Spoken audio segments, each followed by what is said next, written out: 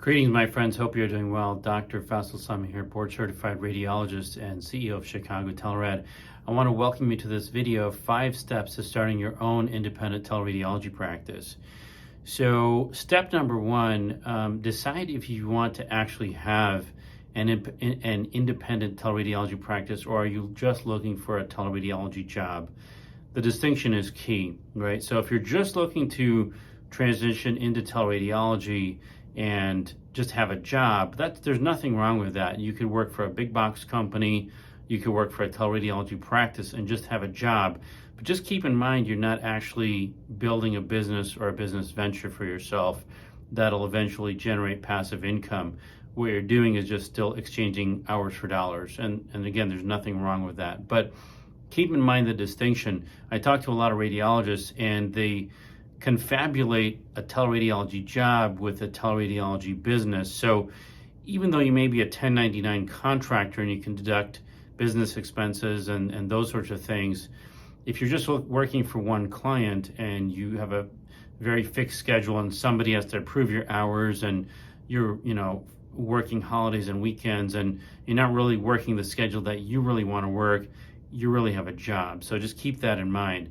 If however you want to have a teleradiology practice, a business venture that'll give you time and income freedom, that involves having multiple clients, having employees, maybe a handful of employees, investing in technology and investing in a business structure, branding, marketing, all those sorts of things. Now, those are not difficult to do. A lot of doctors have difficulty with this concept. You don't need to go out and get an MBA. You don't need to take accounting classes. You don't need to do anything like that. There are a lot of off-the-shelf solutions to help you build a business, and we'll talk about those in further videos. But bottom line, step 1, decide if you want a teleradiology job or do you want to actually build a business. And keep in mind, a business requires resources, people, time, and commitment, all right? So step 2, let's say that you want to actually build out a business. So you want to have a business entity. Don't use your Gmail account to try to build a practice on the side. Don't use your home address. A lot of radiologists, make this mistake. They try to build something on the side while they're working a W-2 job somewhere. And it doesn't tend to work well because, in my experience, clients just don't take you seriously until you're actually a real legitimate business with a business entity, a business structure, a business address, a professional email extension, all those sorts of things. In my experience, clients just don't take you seriously unless you have that. Doesn't mean you're going to go out to be the next big box teleradiology company. You're not going to go try to hire 100 radiologists.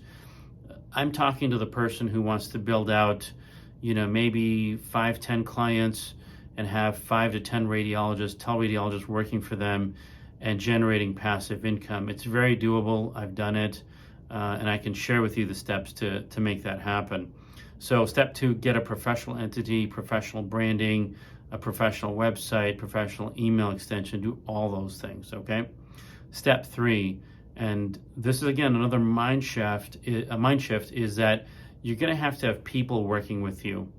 So if you're going to build a business venture, you need to hire at least a part-time employee to delegate tasks to, because you're not going to be able to do everything yourself. It makes no sense for you to be filling out all the applications for the medical state licenses, the hospital credentialing, and so forth. I cringe when I talk to radiologists who say, oh, it's no big deal, they can do it on their own. The problem is you're going to burn out on all that stuff and never get going out of the gate. Many radiologists have stopped at that point because there's mounds of paperwork to be done and they simply don't have the time to do it. In fact, your time is better spent reading another MRI or a CT or ultrasound or whatever, rather than filling out paperwork. You don't want to have that on your plate. You want to delegate that to an employee. Also, client relations, talking to people. Clients like to talk to your employees, believe it or not. They actually like to hear, hey, what's going on? What's the behind the scenes? They're measuring you based on talking to your employee, how professional you are, how knowledgeable your employee is about the business and what you're doing and whatnot. And believe me, they're asking those due diligence questions, how long you've been in business, all those sorts of things. They try to get all that information from employees. And you need to have somebody, at least in the beginning, who you can delegate to, who can then talk intelligently and credibly to your client. So having an employee, step 3 is key. Step 4, build a business plan. So if you fail to plan, you're going to plan to fail. It doesn't mean you need to go out and spend thousands of dollars on a big executive business summary. It could be a simple one-page plan in terms of, okay, this is what you want to do in terms of the number of clients you want to get, the amount of revenue you want to generate, the number of reads you want to do, what's your plan to hire radiologists for your independent teleradiology practice. You want to at least have some goals and ideas as to where you're going with your venture, and having a roadmap to follow will be very helpful. Okay, so step 4, have a plan. Step 5, find a mentor or coach who can guide you through the process. Not your attending from residency, not an academic sitting in an ivory tower who lectures about teleradiology. You want to find somebody who's in the trenches on a day-to-day basis, who is getting clients, who is reading cases, who has employees, who has radiologists working for them, someone who can actually tell you about the practical experiences of running an independent teleradiology practice. So we actually offer coaching services. I'm actually doing that now on a formal basis.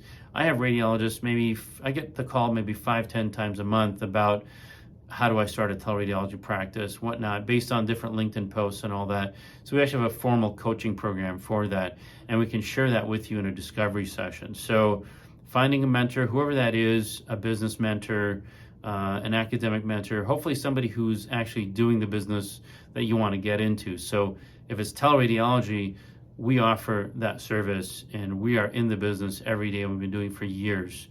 And we can share a lot with you in terms of shortcuts that you can take, that mistakes that we've made that we can hopefully help you avoid making. Again, there's 1,000 ways to fail in this business and only a handful of ways to succeed. So we have the roadmap and the resources, and we can offer the guidance to help get you there. So if you're a radiologist or you're an entrepreneur anywhere in the world, and you want to get into an independent teleradiology practice, we do offer a 30-minute discovery session, and we can strategize with you and help you develop a roadmap and plan to get you to where you want to go. So I'm Dr. Faisal Sami. You can reach me at drsami@chicagotelerad.com. That's DRSAMI@chicagotelerad.com. And we look forward to hearing from you. Thank you.